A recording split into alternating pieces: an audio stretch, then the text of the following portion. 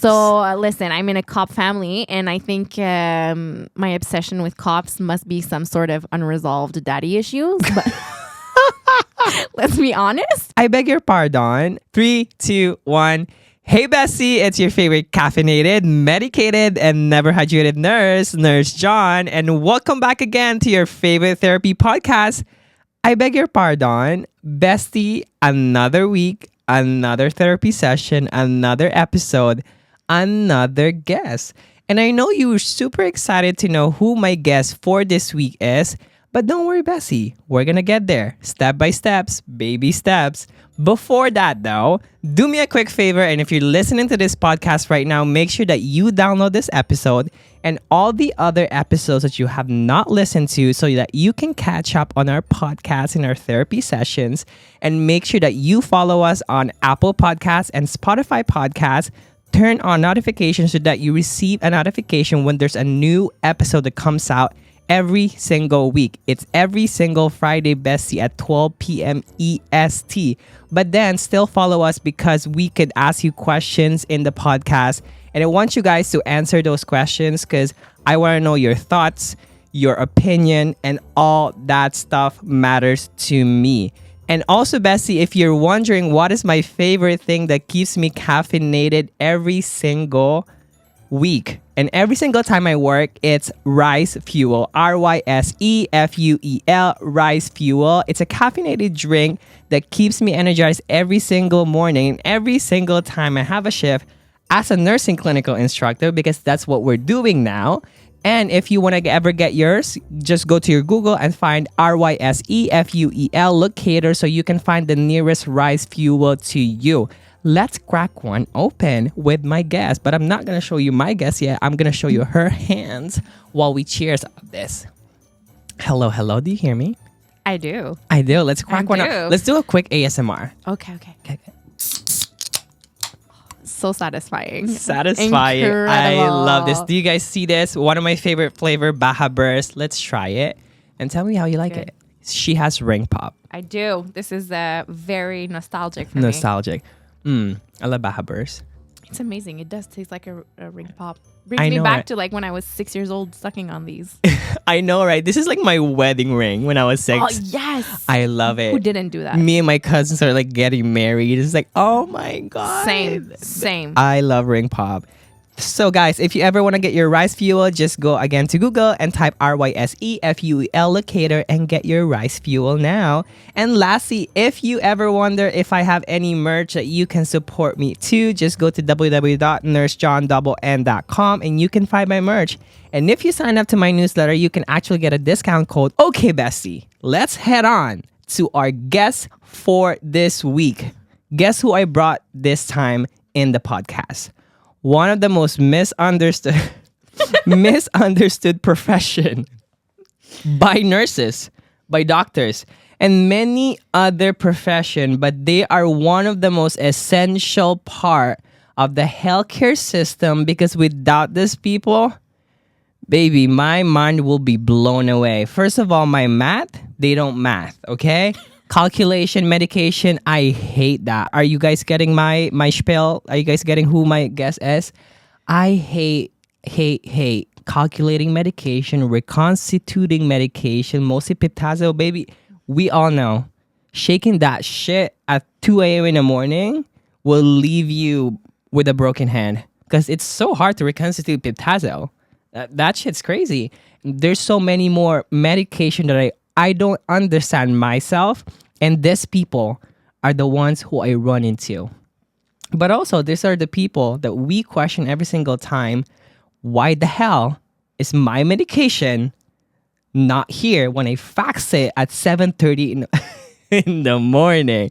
Presenting to you guys, Camille, a pharmacist. Hello, hey, Camille. Drug dealer in the house. Drug dealer in the house. A licensed professional drug dealer in the house. Exactly. Well, Camille, thank you so much for coming in and being my guest in the podcast. Thank you so much for having me, John. Of course. And I'm so happy because you're coming in here with a pharmacist point of view. And Absolutely. I really need people to understand what a pharmacist does and the things that go through a pharmacist's life. Because again, you guys are so essential. Yes. You guys are like my life-saving people that I deal with and I need in a hospital. Oh, yeah, for sure. I think we're very misunderstood and unknown. That's unknown it. to the general public also. That is I think, so the amount true. of times I've been told, there's pharmacists in hospital? I'm like, yes.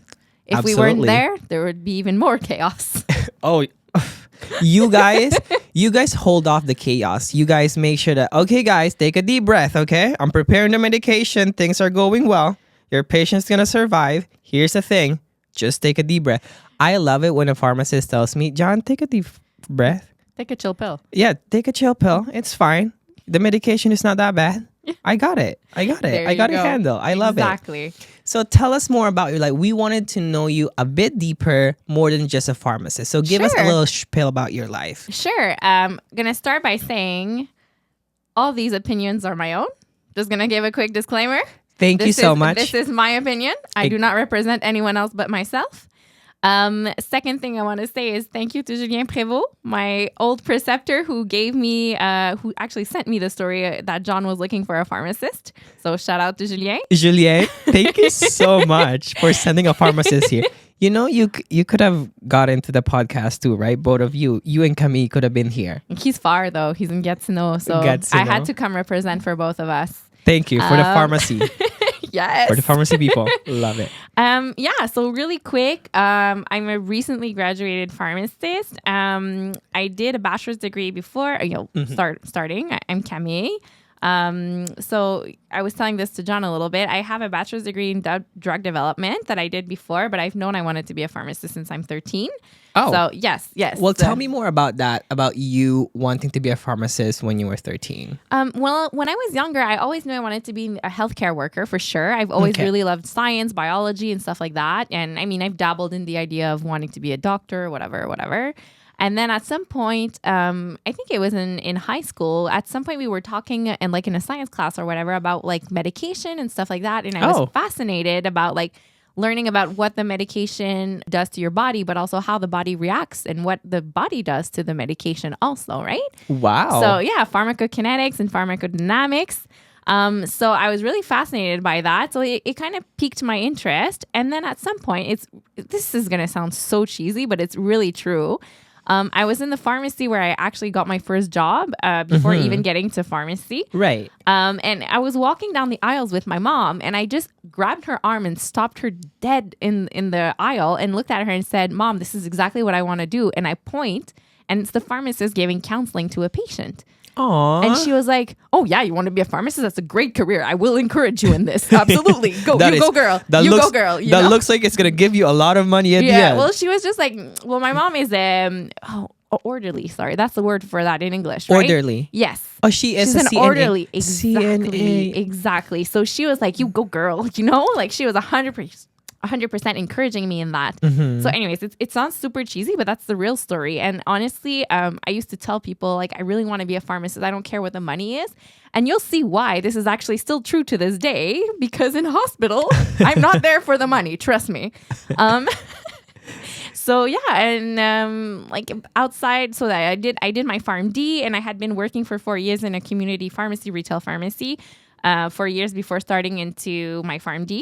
And then I did my bachelor's. I got out. I did my PharmD right away. And then after my second year, how it works in pharmacies, you start doing stages. So you do internships. Sorry, that's the word. Yes. Exactly.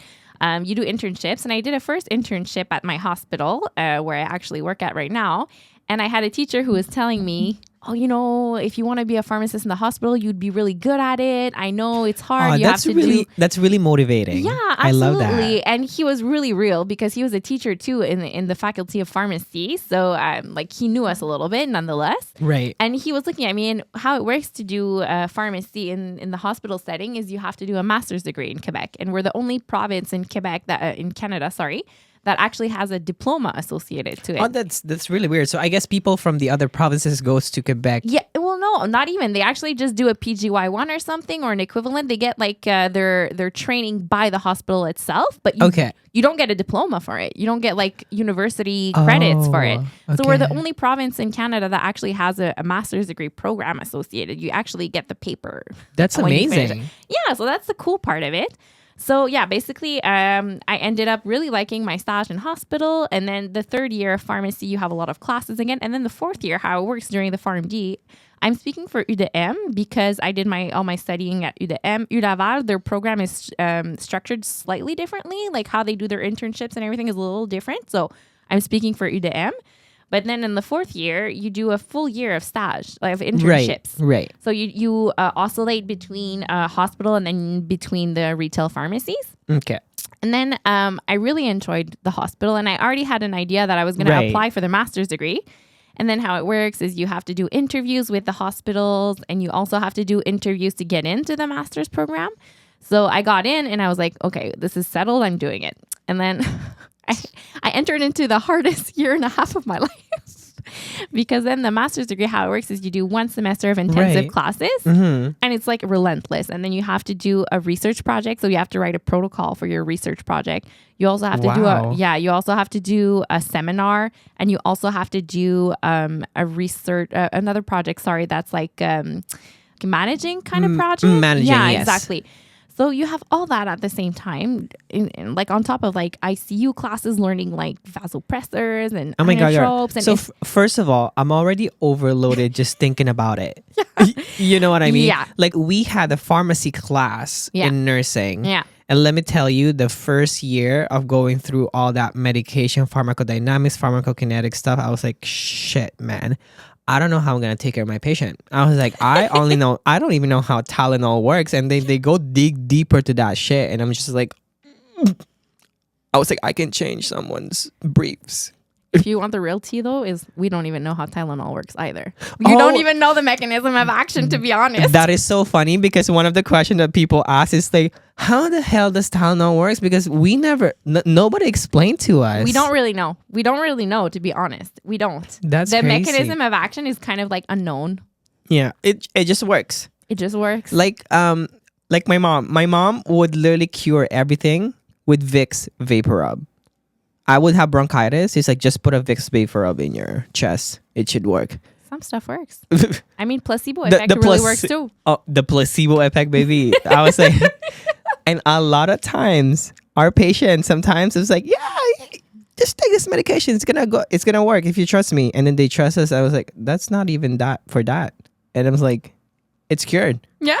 That's so funny. 100%, very much worse. That's so funny. So anyways, going back. Yeah, no, that's fine. So then I kind of went on this tangent with you. So then after that semester of classes that me and my friends would FaceTime and cry. Not even joking. I'm very serious. Then you have to do like 1 year of residency. So then you do the internships. You do four weeks rotations on different units. So everybody has to do a little bit of oncology. Everybody has to do ICU. Everybody has to do emerge. So almost like nursing, you guys have a clinical rotation. Yeah, absolutely. For a year, you do 9 of them. Mine was really rough because I did 7 of the 9 back to back. Wow. That was rough. Oh my God. That was rough. That's a lot of work. We also do the ACLS class. So we have to do the ACLS, which is very essential. I mean, if you're going to be doing ICU or any kind of idea of how advanced cardiac care goes. So then after that, when you graduate, either you get hired at the hospital where you did your residency at, or you can branch out. I have colleagues who did the residency at other hospitals that came to work at mine and vice versa. So then, I was very grateful and lucky to actually get hired right off the bat. Like, I mean, they know you. I mean, you've been there for a year, right? So that's what happened to me too. And then you know the people. You already know how it works. Right. And I mean, personally, for having touched a little bit of Francophone hospitals versus Anglophone hospitals, I honestly much prefer the Anglophone hospitals. Oh, yeah. I think the way and how people address each other, it's everything, much the culture. Different. The culture, the environment is very different from the Francophone. Yes. Because for people who's listening right now, we're in Quebec, so our main language here is French, but we are actually bilingual here in Montreal. Yeah. But then our system basically is separate because we have the French system and then we have the English system. But of course, French is like 90% of our services and the 10% is the small little English system. But then the question and the trouble of choosing where you want to go starts with which system can take care of me better in terms of like working environment, pays, overtime and all that stuff, because I have heard it from my colleagues who work in the French system and they're like they have like obligatorily overtime shifts, but then in the English system you're not forced to do that, but in the French you're like, yep, you have to do that. Yeah, that's crazy. That's horrible. I mean, that's very sad for nursing. I'm very vocal and I'm an ally. I'm an ally to the nurses. Allies. Yes, I'm team nurse 100%. I think, anyways, don't get me started on this. I don't even know what to say. Like, I 100% against that. For pharmacists, though, it's kind of different because we're never really much in that situation unless they would be like very dire, right? Which has never happened from my experience. But yeah, so you finish the master's degree and then you start working, and then you kind of choose. I wouldn't want to say a specialty, but you choose a unit. So in this choice you make, I guess, of the unit where you're going to work, right, you're going to kind of become a little bit more of a specialist in those kind of medications and everything. Exactly. And I chose cardiology because I've always loved cardiology. And then I have other colleagues that John knows. I love them. To the pharmacists that I work with before, I miss you guys so much, so dearly. If it wasn't for you guys, I wouldn't have survived, my 3 years. But I love you guys. I'll tell them for sure. I'll tell them on Monday, I promise. So then you kind of become a more of like a specialist in the unit you work in. And usually pharmacists are going to choose two. I've only been at my hospital for a year, so I'm only still doing one. And then when you're not on the unit, you're at the main pharmacy. Right, which true. Is very different.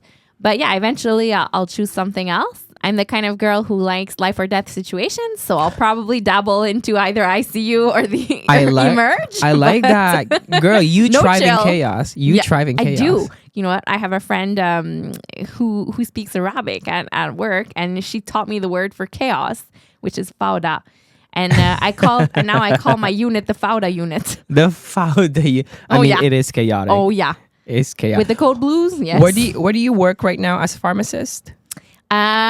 Which unit? In CCU. So CCU. Cardiac Care Unit. Exactly. What's the difference between CCU and ICU for you as a pharmacist? Yeah, I mean, okay. So within my hospital, I'll always speak within my hospital because that's what's kind of weird of explaining our job is from one hospital and even from one unit to another, it changes a little bit. It's very different. It's very different. So even my job versus the job of an ICU pharmacist is different. They're kind of similar within my hospital, but even from one unit to another, it's going to change.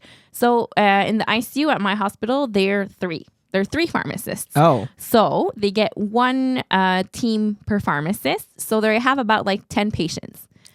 Me in the CCU, I'm alone. So I have like about 35 patients. See? So yeah.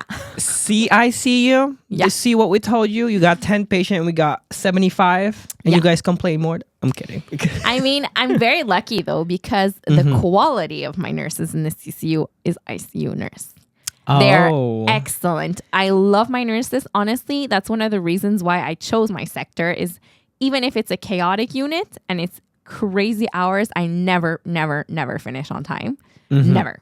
Oh my God. I have seen it. I have seen my pharmacist in my unit before stay longer than that. And I was like, girl, go home. Yeah. I was like, stop putting orders. Stop figuring out things. I was like, do it for tomorrow. Yeah. That's a very hard learning curve is learning what can be pushed tomorrow and what you have to prioritize. Right. So I think that's a big difference. And the thing is you always have someone to rely on too. That's true. Because there are three all together, right? I'm kind of alone. However, I have great colleagues. As soon as what I really love also about our culture at my hospital is we're all pharmacists who are very pro helping each other, you know? As soon as I have a question like on transplant or whatever thing that's very specific that I'm not a specialist on, or I call my ID pharmacist all the time. That's or amazing. Whenever there's HIV stuff, even if I'm decent, I did a rotation of HIV or viral diseases. I call them all the time. And I have colleagues who call me when they have cardiology questions, and it's amazing. So that's what I really love also. And I think that's good because I mean, like, the culture should always be about like helping each other. Absolutely. We're a multidisciplinary team. So, you know, working with each other hand to hand is what's going to make the job easier for all of us and less stressful. Yeah. So I would say like majorly the difference between ICU and CCU is also the cases you're going to see. Mine are mostly related to cardiology all the time, you know, versus ICU, you're going to have a lot more like of rest distress or like really severe wacky infections like mucor or something, you know, I mean, it happens in the CCU sometimes too. Like I've had to manage, like I've had to start chemotherapy for 2 different patients in the CCU, having to do like chemotherapy counseling to patients when I'm far from an expert on chemotherapy medication. My colleagues who do oncology are way more knowledgeable or way better at that than I do. But I mean, you do what you can. So yeah, I mean, you kind of have to be good still at the basics and whatever. And then, I mean, when you're in cardiology, you have to manage a lot of diabetes too, because most of the time, diabetes goes hand in hand with the cardiology issues, or it's like a bystander that's going to increase your cardiology risk, right? Your cardiac risk. So there's stuff that goes hand in hand. But I mean, I also have patients that are on ventilators. I also have like when you have patients that are out of hospital cardiac arrest, for example, and stuff like that.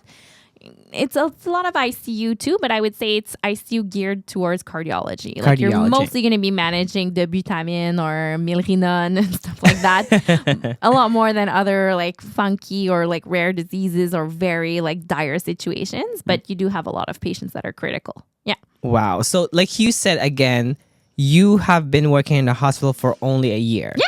Well, before that, what were you doing? So you were working as a retail pharmacist, is that it? Yeah. So basically what I did is I worked as a pharmacy technician for 4 years before starting pharmacy. And then when you get into pharmacy, they promote you in a sense to pharmacy students. So then you're allowed to do stuff that's like in between a pharmacy technician and in between a pharmacist.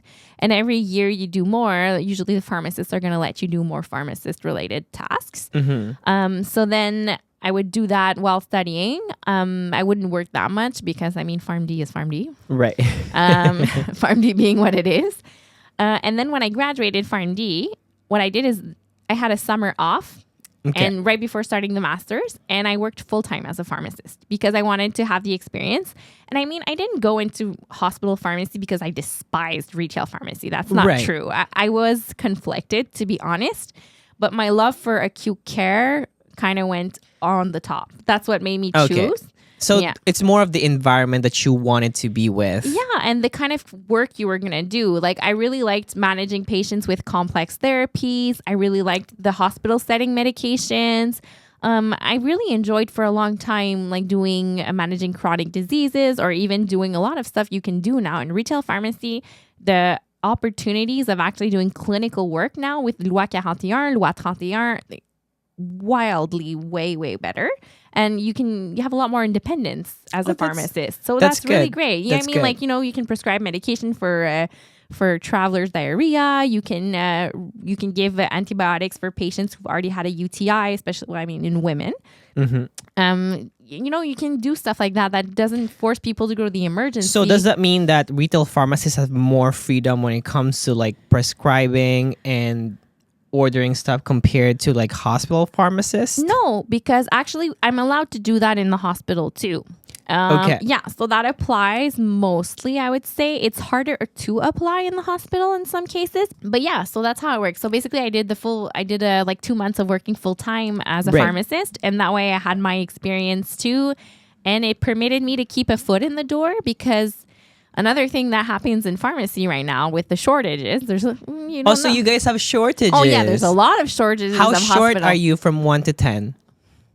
In the hospital setting, I'd say a solid 9.5. Ooh, baby. Yeah, it's bad. 9.5. Baby, that's where we are, nurses. It's bad. Are we be 9.8 or something? Yeah, solid. Yeah. I mean, we're just right under you guys. I'm gonna give you the upper hand that you guys I think it's slightly worse at least, but it's really bad. So and then I wanted to have the experience, and I wanted to be able to, if I needed some extra money, because how it works during the master's is you get a bursary, but it's maybe 1/3 of your salary for a year and a half. So I wasn't able to live off of it. So I had to work every weekend. So I wanted to have experience and actually be a retail pharmacist. And then that way I could also provide better care for when patients are discharged, because I do the discharge orders on my units. That's true. And I want to make sure that I don't get paged and I don't get faxed back by the retail pharmacy. And I want to make sure all the information is there. So, love it. And usually my colleagues I've had a colleague write to me on social media at some point saying like, thank you so much. That was the most beautiful exit prescription I've seen in 25 years. And I was like, here's the email of my boss if you want. If you want to share the news. Please give a review. Yes, please give a review. So anyways, I feel like knowing what their reality is helped me be also a better pharmacist, even if it's in the hospital setting. Right. So yeah, I got to dabble into the retail pharmacy world. I still like it. I still feel it's a beautiful career choice. However, I really don't miss getting yelled at for insurances, but I deal with other issues. I deal with other issues in the hospital that they don't. So is that something that you hate about retail? Like, what is something that you don't want to live again as a retail pharmacist? Dealing with insurances. For sure, that is the worst part. And customer service. So I did my part and on the retail side of things. And the customer service, I've done my service. Okay. Yeah. I've done my years of service. So I do not miss that at all. It's like, it's also like for nurses, it's like, they say like, if you go to the ER, you cannot come back to like med surg or something like that's not the same phase as ER. Oh yeah. Because you're going to be bored. Like if you're the type of person who thrives in chaos, who thrives in like busy, stressful environment, you cannot go back to something that's low maintenance. I believe that. And again, it's not low maintenance as in like there's nothing to do. It's more of like the environment that you're at. Yeah, it's not as urgent, I guess. You're not always on the bridge, like a brink of like chaos or like total apocalypse or something, Like that's how I feel like that is true. That's what I get from you. So yeah, that's it. And then I did my residency, and I would still work every weekend in retail pharmacy to get food on my table. You are a hardworking, smart girl. Girl, listen, I tried. I didn't have a choice, or else I would have been in my apartment starving. So, that's what I did. And I think it just made me really grow also as a pharmacist. And it helps me develop my clinical judgment and making decisions and trying to prioritize tasks and everything. My first months in the CCU were honestly hectic. I would get home at 6:30 at night and sleep or cry. I was exhausted, and it's part of the game.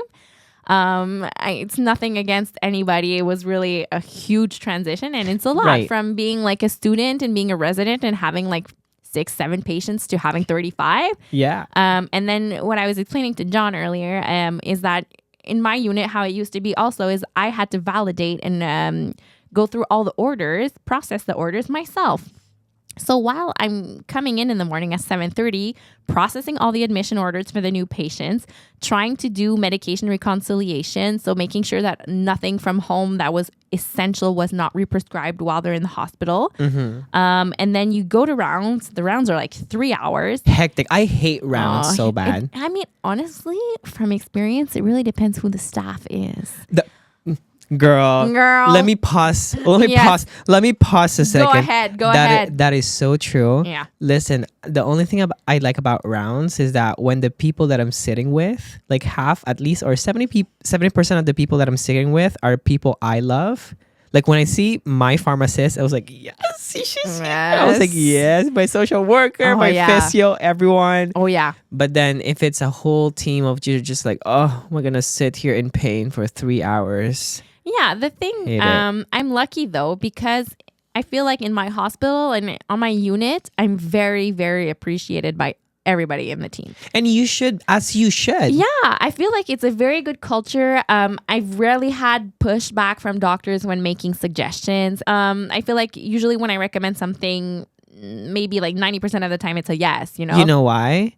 Because they don't even know what the fuck. Well, I mean, in cardiology, you're concerned though, about that. In cardiology, the cardiologists are pretty much on top of their game with the cardio meds. That's you know, good. That's anything good.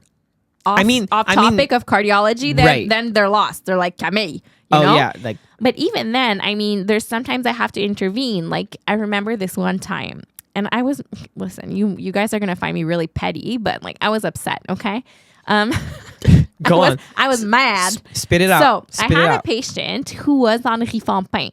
Okay, so which is rifampin is for it's usually for tuberculosis. Tuberculosis, yes, okay, exactly. Sometimes it's used in other kind of infections. Give me a second. Correct me if I'm wrong. Rifampin makes your pee orange.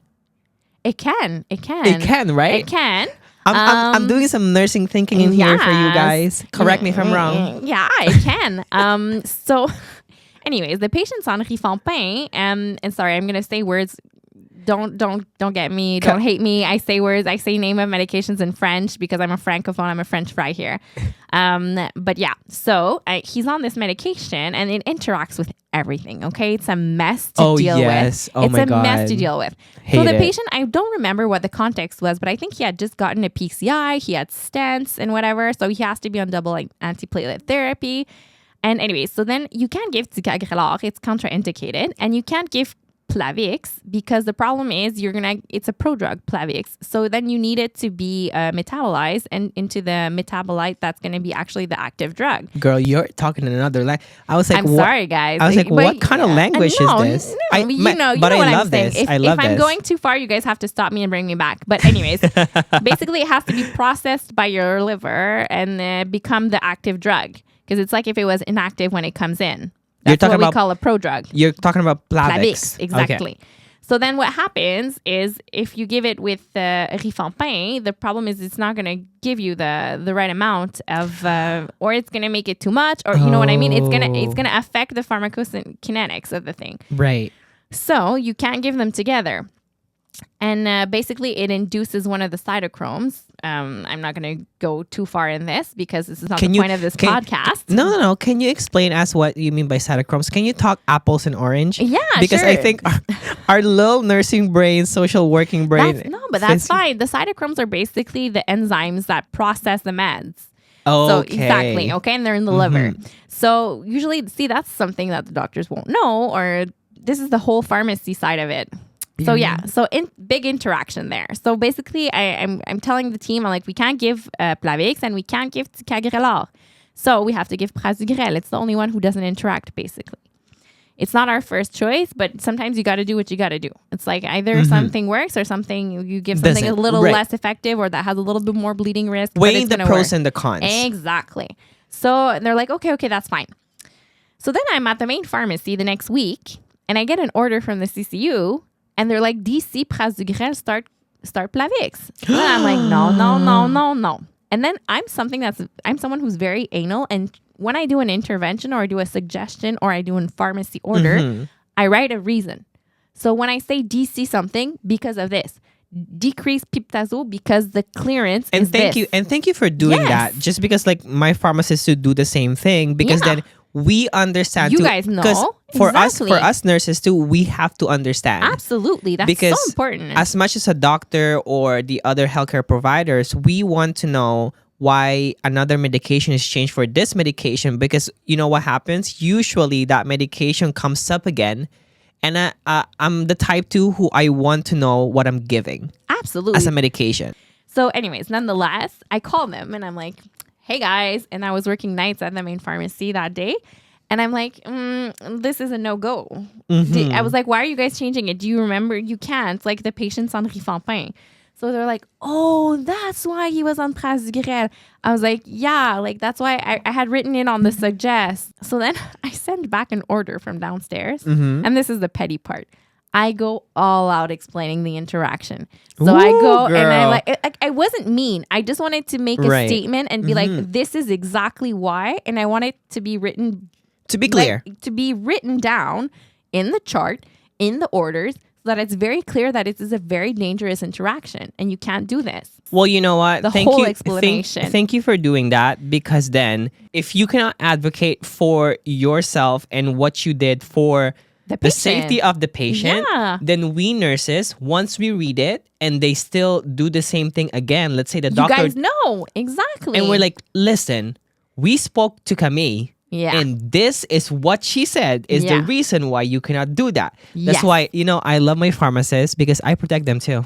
But I love you nurses too. I was like, listen, she explained to me the interaction of this freaking medication. So you listen to me or she's going to be mad again. Exactly. And like, I felt bad in a sense, but in the sense I was like, no, this needs to be clear. And I felt petty, but I was like, no. This is really important. It's not petty. And you know what? Sometimes you guys do. You love to put this information on the wall where you guys sit on the unit. Yeah. It's like, caution, just FYI, this medication, because you guys often see it, these are the things you have to know. I love it. I love it. It's so important. So yeah. So I mean, and then it was just funny because I fax it, and I keep a registry that I put that in the chart or whatever in the online in my pharmacy system, blah, blah, blah. And my colleague opens it and he looks at me. He's like, "Are you good, bro?" I was like, yes, this is very important. I was upset. Okay. I had to say my piece. Oh my God. That is so funny. Just very funny. That's really funny. But at the same time, again, you are doing the right steps for the safety of the patient. Absolutely. Because at the end of the day, it's the patient who's going to suffer. It's the patient who has to go through all of this. Absolutely. And I'm pretty sure all of the people who's not in healthcare, who's listening to this, appreciate what you did, because you're advocating not only for yourself and for your profession, you're advocating for the person who's getting this treatment. Yeah, the whole point of this is not even like flexing my pharmacy knowledge, It's really for sure. Because I was panicking. I was like, this is dangerous, Right. So I just wanted to protect the patient. Always, whatever I do, and I think nurses, it's the same thing. Whatever we do it what's best for the interest of our patients at the end of the day. Thank you. And thank you for saying that, because some people don't understand. We don't lose time or lose our energy to argue about something just because we like to argue. Yeah. I do, but that's not why. Right. Apart from my personality outside of this profession. Yes. I'm arguing because it matters to me, and it matters for me to advocate for my patient who cannot do it from themselves. First of all, they don't know anything about cytokines, CYPG, whatever that letter stuff is. You know what I mean? They don't know even the name of their medication and what they're taking. Thank you. And the only person who can do that and advocate for that is us. Healthcare workers. Absolutely. So, don't feel like someone is being rude to you for explaining all of these things and you like, oh my God, are you trying to be smart ass? No, they're trying to protect someone who's vulnerable, who's unable to do that for themselves. And that's their job as that profession. Yeah, absolutely. I love it. For all the memes and stuff that go on, and I know that it's stuff that happens in real life too, pharmacy does love nurses, okay? I promise we do, and we never try to make your job harder by not sending meds, I promise. Okay, you know what? Since you already cracked the first question that people always ask. Ice. You broke the freaking ice. You slam it. On the floor. Now, I'm going to put you in a hot seat because... Go. I'm here. Let's go. I asked my social media people to ask you, and listen, a bunch of nurses just give you so much question, and you guys are asking the craziest question ever. I have the saucy answers for you. I gotcha. So, first question. Do you judge people based off their medication? Never.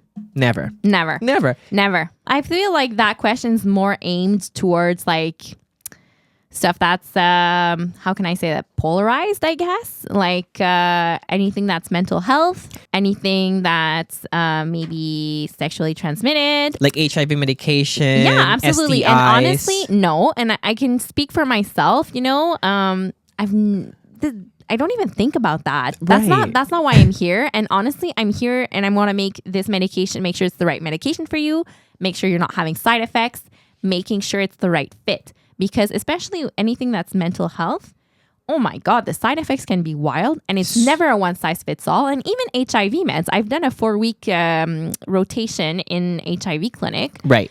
And I mean, it's very hard to manage. A lot of medications have a lot of interactions all the time also. And there's considerable side effects, and it's much better than it used to be.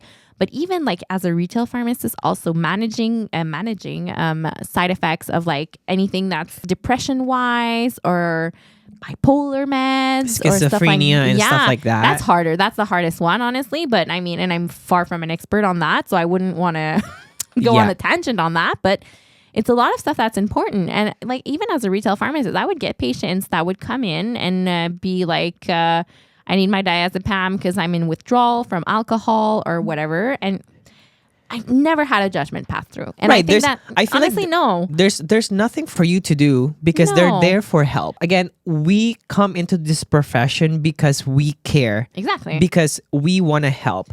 We're not here to make you feel bad. And again, if it happens to you that there was a pharmacist or a doctor or a nurse that treated you badly, was rude to you, speak up. Speak up. And another thing is that don't compare one bad apple to the 99 other good apples. Yeah, for sure. There's that too. Yeah. Right? Like one bad experience doesn't mean like every single one of us is the same. Yeah. Next question. How often do you get requests for controversial medication without prescription, and how do you deal with it? I don't like the controversial medication because I don't think there's controversial medication. Yeah, I don't think so. Unless what you mean by controversial is something that's not well established with evidence base. Right. Maybe. Right. Or actually, have you heard about the medication Ozempic? Of course. Of course. Okay, can you please explain to the general public what Ozempic is? Because I want to because people have been seeing it on TikTok, online, and everything. And people are making joke about this medication as if it's something that's not going to harm anyone. And people can just take it out of nowhere. Without going into like too deep into the mechanism of action or whatever, Ozempic was a drug. It's a GLP-1 we call. So it's a medication that's going to help process the sugar, and it's usually used in diabetes, right? Right. So it helps to lose weight because it also helps with satiety. And what happens at the end of the day is people usually get side effects that are quite important. You're going to get a lot of nausea. You can have like people lose weight basically because it cuts your appetite. Right. Okay. And sometimes the side effect, the nausea that comes with it, is actually what's cutting your appetite. So you do lose weight. I mean, it is effective. It's a very good drug. It's not a one size fits all. Okay. Yes, you can lose a lot of weight on it. Some people don't so much. But it is a drug that's known for weight loss and by the mechanisms I just said. However, right now in Quebec, it's very hard to get Ozempic because it's back order. It's been back order. And right now what the pharmacies are doing are prioritizing patients that are using it for diabetes. And that's the problem. And I think the reason why it's in back order is because people who does not have diabetes are using it for weight loss. So people who actually needs it for diabetes are not getting it. Yeah, exactly. And people are just so abusive of this medication. And I don't like the fact that our government and social media is advertising this medication as if, like, if you wanna lose weight, take Ozempic. Yeah, and that's the problem about drug publicities and stuff like that in Canada, and you're not even supposed to. And what really sucks, in my opinion, is they keep promoting this drug even if it's in a shortage situation. So it's like it's so irresponsible. And like, at the end of the day, Big Pharma is there to make money, right? I mean, yes, they're there to develop drugs and stuff, but that's not their main goal. And that's another misconception that people need to understand. Tell us. I'm not pushing drugs. As a pharmacist, I'm honestly there to take off anything that shouldn't be there. You know, like that Pantaloc that's been chilling for 3 years in a 80-year-old woman who doesn't need it, take it off. You know, like all this stuff. We call this in French, the cascade médicamenteuse. So what it basically is that you're taking one drug, it gives you a side effect, so you add on another drug for that side effect. Exactly. And then it keeps trickling down. So and you have multiple freaking side effects. Polypharmacy for like no good reason. And sometimes that one drug you're taking that gives you side effect, and that you have to take 3 other drugs to combat these side effects you're getting with that one drug is not even necessary. Right. So honestly, what we do as pharmacists is, yes, we're selling drugs. Yes, but we're not there to just make money off drugs, and we're not paid by Big Pharma. Big Pharma has zero control on me. Zero, like none. So sometimes that makes me so mad. Be like, this misconception of pharmacists being in cahoots with Big Pharma, not at all. We're 100% against them. And actually, like, we can't get any, like, back in the days, the pharmacists would get paid by Big Pharma for like lunches or selling drugs or blah, blah, blah. But then now there's so many laws against that. That never happens. So we're not biased. We're not biased to Big Pharma. Big Pharma, I mean, they're kissing my feet, actually, because they want me to sell their drug, and I'm the one who's deciding if you want to do that. Absolutely. So, I mean... So does that mean that, I guess, pharmacists have the freedom to choose if they want to really sell a product? Or? Yeah, in a sense, yes. You can choose also which retailer you're going with, like which grocer, I guess. And you're the one who's going to decide which generic company you're going to do business with too. So, I mean, we have a huge say in that. And I mean, at the end of the day, that's why I never wanted to be a pharmacy owner, because I did not want to deal with these things. And I have zero business fiber in me at all. I do not want to deal with scheduling. That's a lot of work. And nope, that is not for me. I'm here for the caring. So, I mean, nah. That's it. That is the old. I've done. I circled down this. Yeah. Thank you for clarifying that, because then, you know, people who have like judgment or bias against like pharmacists who thinks that you're only here for selling medication and pushing it on us and taking all our money. Girl, they don't even get paid enough. No. And they're not even getting that money to their pocket. So when I prescribe something to you, I'm not doing this to make money. It's actually I'm not even getting that money. So I'm really doing it to give you a service. I love this because this is so clear now, and I understand it more better as like someone who's outside, you know, the job. Absolutely. And I love this. Yeah. Thank you. And I mean, in a hospital, it's completely different. Like, I don't get no money, so.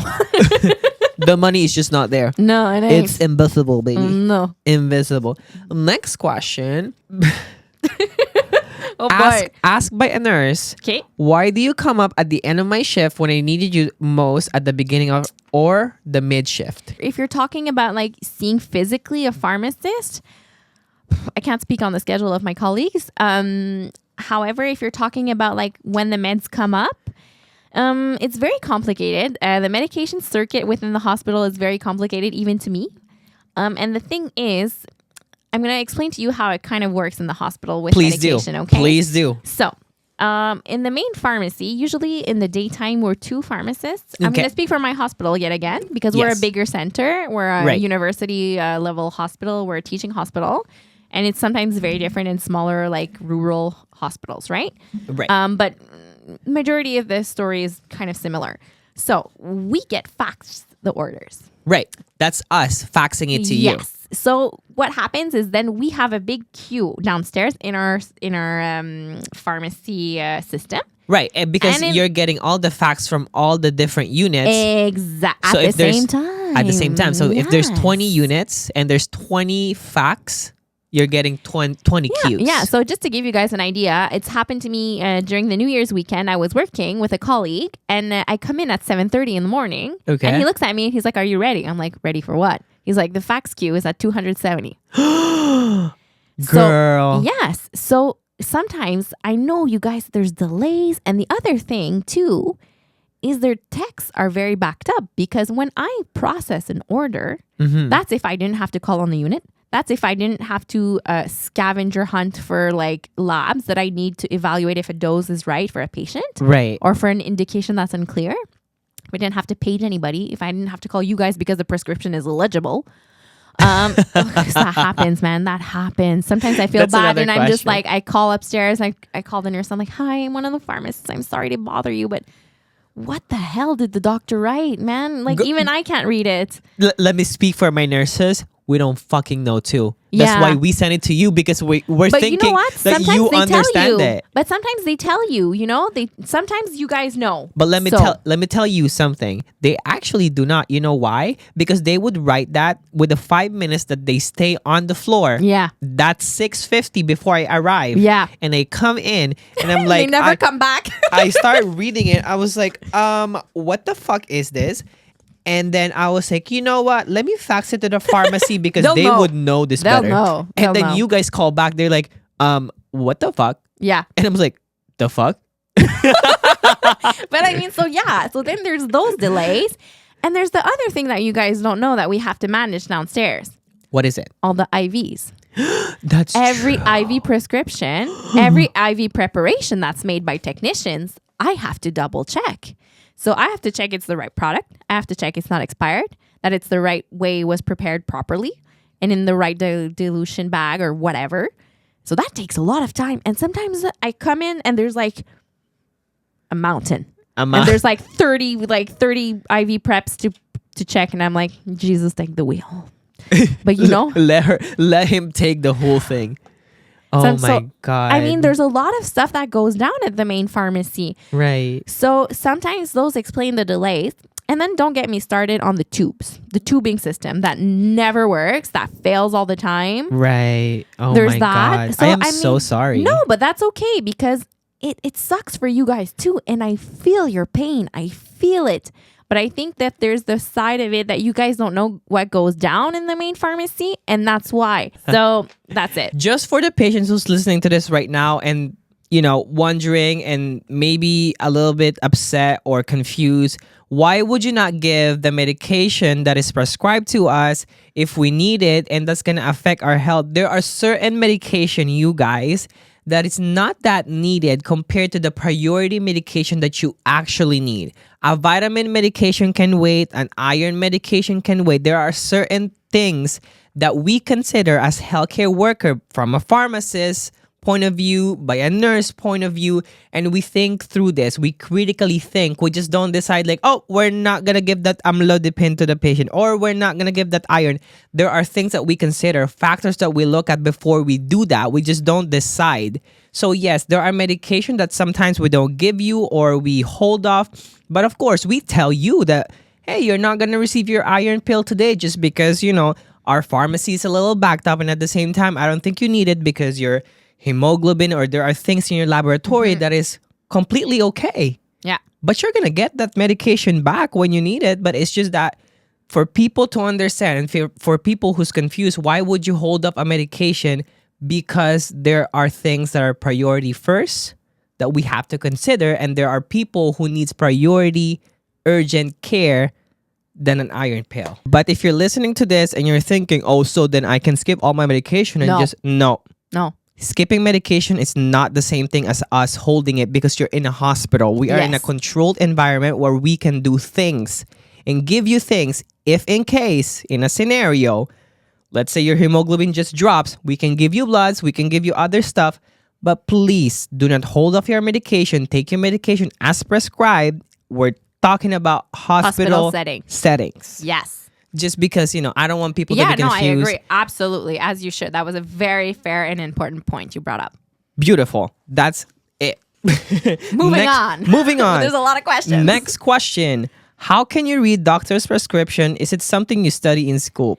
Okay. I would say that it becomes easier once you know the medications, once you know the dosage, once you know the frequency. The thing is, nonetheless, that's very dangerous when you have to be guessing medications. It's really bad. And the other thing that really bothers me, to be honest, is like the abbreviations that are used sometimes are very dangerous and are not legitimate. So bad. And the thing is it can be mixed up for a lot of things. That's it. That's the problem. So for all the medical students listening right now and all other people who can prescribe stuff, properly. Please write legibly. Yes. We don't care if you write with your foot, your left foot, with your neck, whatever that is. I love it. The fuck is that? Next. Do you ever have to deal with drama and toxic environment? What question is this, guys? Yeah. The answer is short and sweet. Yes. Yes, of course. In any kind of work environment, honestly. See, I'm not even going to put this down now because we're getting in the juicy stuff. But yeah, I mean, it sucks, but it's a workplace. And even within pharmacists, there's little cliques. Right. There's mean girl people. And I mean, that's in every job, every workplace. Yeah. Next. Is it really on the fridge, in the med bin, on the cart, in the freaking Pixie? Or do you all really just forget to send the medic? I think we answered this already. It is. It is. The amount of time I go up myself and look in the fridge and it's there. Oh, listen, the amount of times too I caught y'all. Oh yeah, that's true. Fair enough. Fair enough. Coming up, I was like, oh, I thought it's up. Why are you holding it? They're like, oh. No, but it's happened to me. I've teased one of my nurses that I'm very close with that we're actually friends outside of work now. Once she's like, Camille, it's really not in the fridge. And I'm like, listen, hold up, woman. I have a tech on my unit actually who actually goes down and does all this medication stuff. I don't have to do anything in regards to actually stock. So she's like, yes, I brought it. So I'm like, okay, if my tech says so, I know it's true. So then I go in the fridge myself and I look and it's there. So I come out just like dangling it in my face and I'm like, hey girl, look what I found in the fridge. And she's like looking at me like, oops. Well, it wasn't there 5 minutes ago. I was like, yes, it was, honey. I literally went right after she went. Just to make a point. Nurses, so, you know what? No, sometimes it happens. It's a friendly advice. Sometimes you guys got to look in less obvious places and it's there. So we have to treasure hunt. Is that what you're I don't saying? agree with that. I mean, it sucks. But sometimes, I mean, but I mean like some medication you have to protect from light. So it has to be in a brown bag or something. True. That's my point. True. Sometimes there's a reason why it's packaged that way, right? So nurses, please keep checking. You know what we're going to do next, guys? It's half-half. I give half the fault to both of us. Okay, it's 50-50. I'll take that. Fair enough. I'll take that. Fair so enough. You guys, do your thing. This is a multi-collaborative approach. Yes. We're not blaming nobody. It's half-half. Exactly. Next question. Which profession do you least like dealing with? Honestly, none. I mean, usually we're so rare and I feel like we're seen as a rare commodity and kind of like a precious gem. Like people are like, oh my God, there's the pharmacist here, you know? I know. So I've never really had any issues. I think I would say sometimes a little bit of older school doctors maybe, just because sometimes they've not been brought up in a circumstance or in an environment that a pharmacist was there and a pharmacist was giving their opinion and their grain of salt. Oh, and that's sometimes so true. I feel like it might be a little bit harder with some doctors in that sense. Because they're very they stand on what they believe in from 1945. Yeah, sometimes, yeah. Type of thing. So I feel like that's the major issue. But it's not happened, honestly. Like I can count on my 3 fingers here how many times that's happened. So I mean, like now all the younger doctors, you know, like within the past, I don't know, 30 years or so, like it's not so much an issue. Right. I love that. Yeah. I love that. Yeah. Next question. Have you ever prescribed yourself a medication? I do actually. Like I was explaining a little bit earlier, in the context of the new laws in Quebec, we're able to prescribe stuff. I prescribed Valtrex for shingles. Sorry. Mm-hmm. I've had to prescribe antibiotics for UTIs in the retail. This is in the retail setting, but technically you could do. Well, I mean, it's harder to apply in the hospital, but anyways, you could always bring it up with the doctor. I re-prescribe home meds when I'm in the hospital that were forgotten by doctors that I can do myself. And then I prescribe antibiotic dosing. I can prescribe labs. Oh yes, I've seen that. I can prescribe labs. If anything related to a follow-up to medication, I can do myself. Like I usually manage, let's say you have a patient on tacrolimus. Tacro. Yeah, or cyclosporine or something like that. You have to do dosages and levels. I can do that all by myself. And I just go talk to my nurses directly. And honestly, most of the time when this happens, I get orders sometimes from doctors who just say like vancomycin, blah, blah, blah, or tacrolimus, blah, blah, blah. Levels to be followed up and adjusted by pharmacists. You know, they write that on the order because they're like, I'm washing my hands from this, you know? That is so... So yeah, so funny. We do. This is so funny. Now, for our last question. All right. For all the people listening right now who wants to be a pharmacist, who is a pharmacist, who is going through it, what would you tell them? Okay, guys. So do it by passion, not for the money. Because to be honest, I feel like pharmacists have this reputation of making a lot of money. We do not. Zero. It's very disappointing when you see what it actually is. I mean, if you're looking at locum stuff, that's very different. It's like travel nursing for you guys, right? Right, it's exactly. a lot more lucrative, but it's very different. It's hard. It's hard, but it's so worth it if you're passionate about it. And like I was telling this to John, how it works in hospital pharmacy is, listen to this. We're here by passion, okay? Because what you have to do is, like I was explaining in the beginning, you have to do a master's degree, right? Right.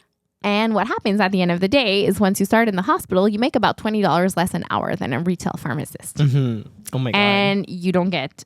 and then you also have to factor in a lot of advantages that they get in retail pharmacy. You can negotiate to get your licensing paid, which is about like $1,800 per year. Woo! Oh, yeah. That's expensive. Yeah.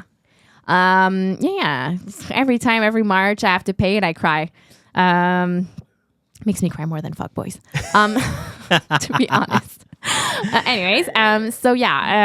There's that. And then like, the other day I have students too. In the hospital setting, you're a preceptor, and I have to teach too. And sometimes I feel like the imposter. Like I'm like, oh my God, when am I going to teach them? I only have like 1 year of experience, Right. But it's a lot of fun. It's very draining, but it's a lot of fun. So in the hospital setting, you're really there for passion because there's Right. a lot less money, and it's a lot of grueling and hard work.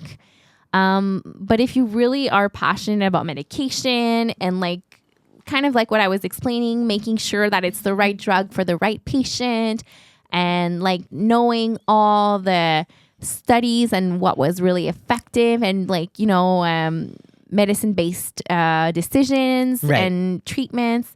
Like it's rough and it's very competitive. But honestly, if you're really passionate about it, do it. I usually don't recommend doing it as a bridge to something else. People do it and succeed. Right. I just think that I'm kind of in a sense against that because it takes away places for people who actually want to be pharmacists. Mm-hmm. But I feel like if you want to if you don't want to be a doctor, if you don't want to be a nurse, and you're really interested in the medication side of things, I feel like it's a beautiful profession. And I mean, I'm always going to be pro pharmacy, and I'm always going to be pro hospital pharmacy too. Because like I was saying, we're really lacking people. And you guys are so essential in the hospital. Yeah, I feel so too. And what sucks too is like, it really honestly right now, I wanted to bring this up a little bit because this morning my dad texted me. And he tells me, he's like, hey, Camille at Salut Bonjour, for the French Quebecers here who know this show. It's like a very like popular Quebecois show, like a morning show, And they were talking about how it's hard and there's lack of pharmacists in hospital and it's an issue. And what made me upset about it is my dad was saying that they're saying that it's hard to get in because you have to do a master's. And I was like, no. That's not the issue. The issue is that the pay is so low compared to retail pharmacy that why in the world would you actually do a year and a half of sufferance? Like it was horrible. Okay. The master's is horrible. So it's a year and a half? It's a year and a half, the master's degree. For like coming into work, starting your career at like $20 less an hour than what you were making at Jean Coutu, That's crazy. So I don't like, they're so out of touch. And what's recently happening too, like, is that they're trying to put people that only have PharmDs without the masters in the hospital. That's how bad it is right now. Yeah. But pharmacists, they're taking whatever they have as a resource. Yeah, but the problem is these pharmacists don't have the classes for ICU. They can't manage like critical patients and stuff. So what's going to happen eventually is you're going to have two different kind of pharmacists in hospital if that happens. And my other point is, who are the pharmacists who are going to want to do this? Right. Like the pay is going to be so bad because they're going to be paid less than us and they're going to be allowed to do less things than us. So anyways, I feel like what's really going to have to happen is that the government is going to have to step up for nurses because your work conditions are horrendous. I'm such an ally, like I said. But it's also really bad in hospital pharmacy too. And like we're struggling. Like Oh yeah. in I feel Montreal like right it. now in the program, there's only 35 students on 55, 60 places. Wow. And in Quebec, in Laval, there's only 15. Wow. 15. Imagine you 15. have a master's degree like program with only 15 students in it. And what's happening is that the paycheck is not worth it.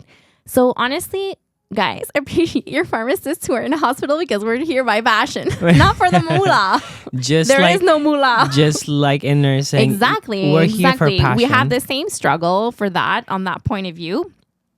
So yeah, I feel like I'm rambling a lot, but I feel like this is essential information in making a decision. And like I said, don't do it for the glory. It's really not worth it. Like, don't do it for the title. Don't do it for the money because you'll be very disappointed. And it's a lot of hard work. However, if you're really interested in understanding how the medication is, and if you're somebody who really likes medicine, but you don't want to touch people, and that's breaking it off for you for nursing or med school, I mean, pharmacy is a great way to go. Like, you can do a lot of clinical work, you can do a lot of interaction with patients, and it's not because you're in the hospital that you will not interact with patients. That is not true. That's something I had a misconception on. I really thought I didn't want to do hospital pharmacy in the beginning because I was like, oh, I really like interacting with patients, and I'm going to not have that in the hospital.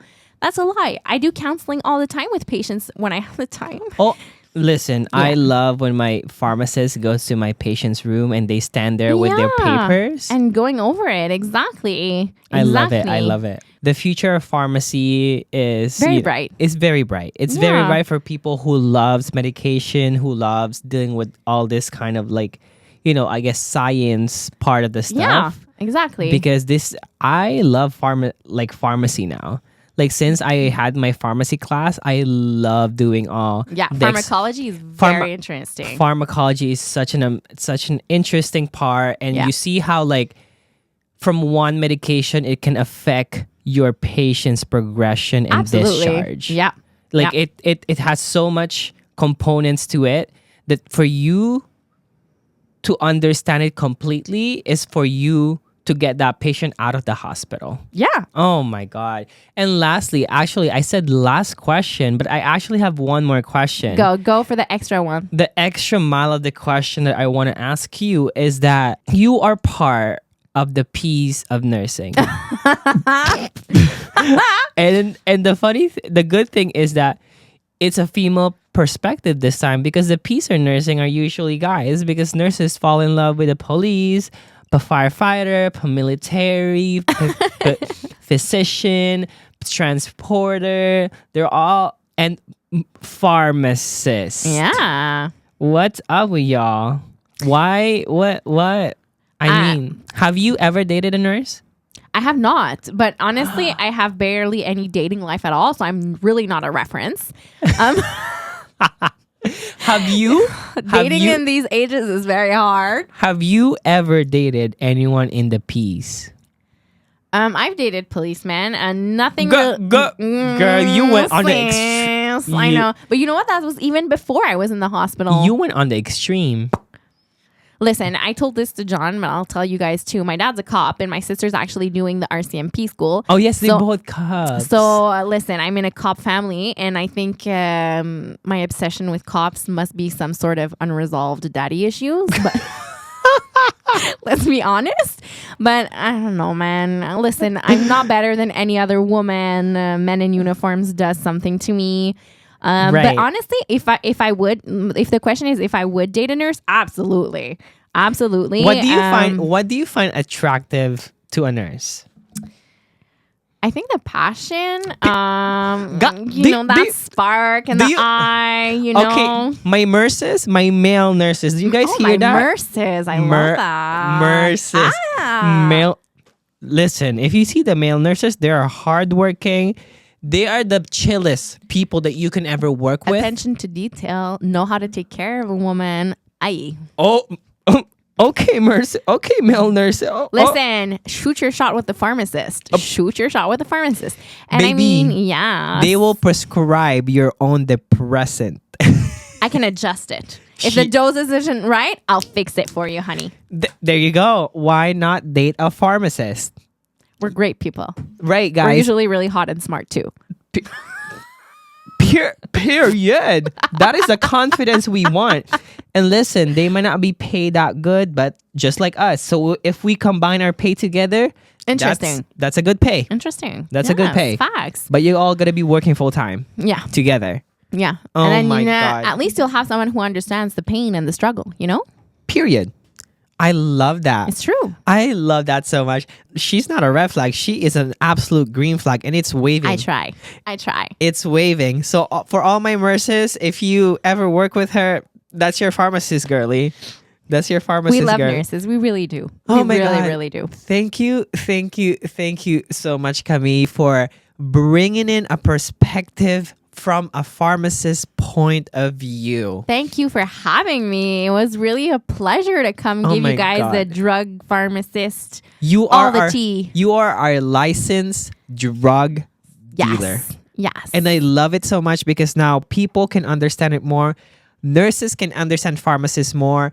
Other healthcare workers can understand pharmacists more. And the general public are getting more grip of what a pharmacist does and how important this job is to the healthcare system for our community and for every single one of our loved ones to be safe and healthy and thriving and not sick and not go to the hospital. Facts. Facts, no cap. No cap. Facts, no cap. Facts, not printer. And facts, not I printer. use that emoji every time I say facts. I just send the facts. Facts, not Facts. printer. And please, to my nurses, keep faxing Yes. the and prescription. be indulgent with the processing time now that you guys know how it actually goes down. And I mean, don't hesitate. Call us. Come to your pharmacist if you have questions. I honestly love when my nurses come ask me questions, even if it's stuff on explaining what the drug does and why and like how and everything. I love doing that. So don't hesitate. Pharmacists love you. I love it so much. Again, thank you guys so much. And thank you so much, Bessie, for listening for another episode of I Beg Your Pardon. And Bessie, before you go, do me a quick favor and make sure again to download this episode and all other episodes of the podcast that you haven't listened to. And make sure that you follow us on Apple Podcasts and Spotify Podcasts. And make sure that you turn on notifications so that you get a notification when a new episode drops. And again, Bessie, I love you so much. And like what Camille said, do it for the passion, baby. Do it for the passion.